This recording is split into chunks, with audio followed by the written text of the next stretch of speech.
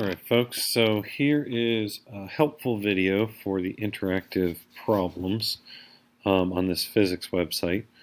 First of all, if you didn't yet, you should go through, actually spend some time, pause the video, spend some time and actually go through drawing these free body diagrams, examples. So, one, you can watch this video on how to draw free body diagrams, or let me close that. Or you can go through these practice problems and be like, all right, if I wanted to draw a book at rest on a tabletop, this was in your notes, but it's good to think about. You want to do the forces acting on the book. You can see the answer. Be like, okay, so I have a normal force and a gravitational force, or weight, right? And you could just scroll down. You don't really have to click this. A gymnast holding onto a bar that's supported by two ropes that attach to the ceiling.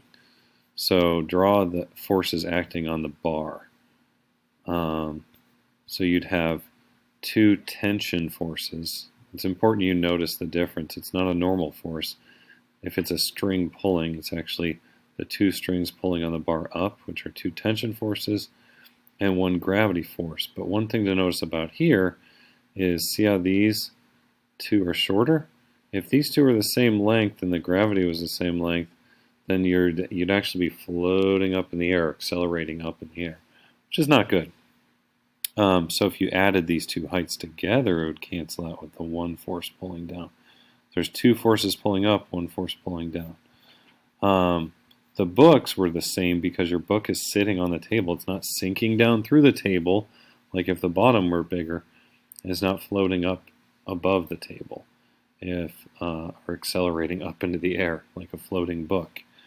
Then you had an egg is free falling from a nest in a tree. Neglect air resistance and draw the forces acting on the egg as it's falling. So if you think of an egg falling, it's accelerating downward.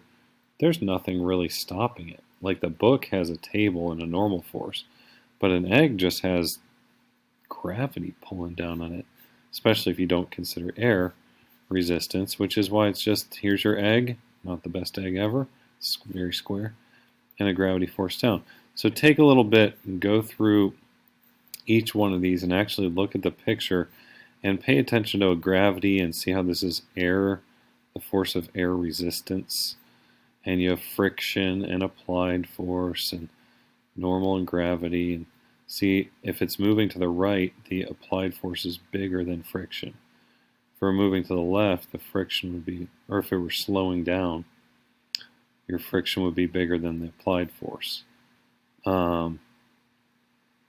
So anyway, and then after you go through that, you can do the interactive problems, which are here.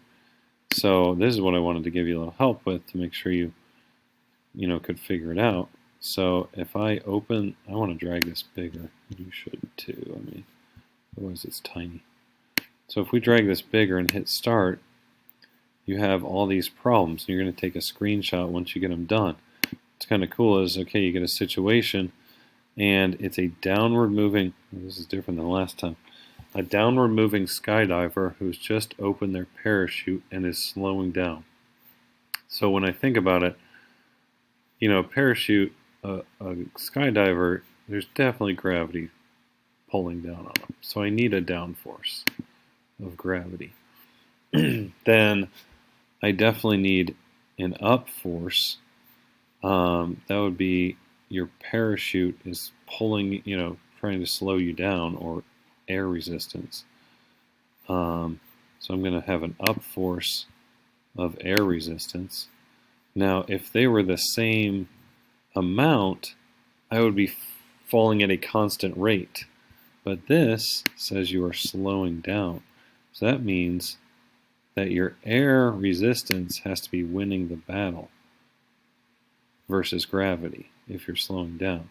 If there was reversed, this would be like you speeding up, like your parachute didn't open all the way.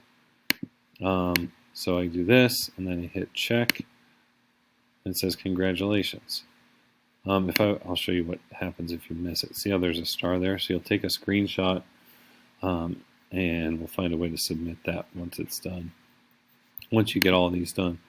My situation too, and yours might be different, is a rightward force is applied on a dresser to accelerate it to the right across the bedroom floor. Ignore air resistance. Not a whole lot of air resistance. Let's say, okay, I got a right force, and it's applied because it even told me. So if I just did this, and I did check, it's going to be like, nope, wrong. One or more force types is incorrect. So let me try again. So I forgot, like, oh, if you're pushing something across the floor, there's also going to be a left force that is friction, right? Are they the same? Well, if they're the same, it'll be moving at a constant rate.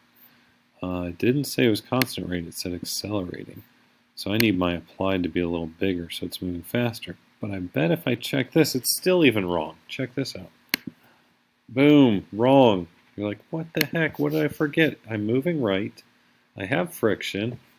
I got this right. No, you don't. Because is gravity still pulling down on this thing? Heck yeah. Oops. Darn it. Hold on. Gotta fix that. That's still friction. Gravity is pulling down, so I need a down force. And is the dresser moving through the floor? No, so there must be an up force to counteract that, and it is a normal force. And this should be fine because if this was bigger, it would be floating in the air. If this is smaller, or if this one is bigger, it would be sinking to the ground. So this to me looks like a force that's accelerating to the right, but there is gravity acting on it. If I check it, good job, self. And then you'll go through and do each one. And when you're done, get a picture once it's all the way done. And you can visit the notes if you need to. So anyway, that's a little bit of help. These are pretty cool. I think it's nice. And this relates to our bridges and our trusses that we're going to be doing. You got to think about the forces and how they act on objects. Okay, so these are called free body diagrams. Anyway, this is a pretty cool site. We'll use it for something else in here too. All right, hope that helps. Talk to you later.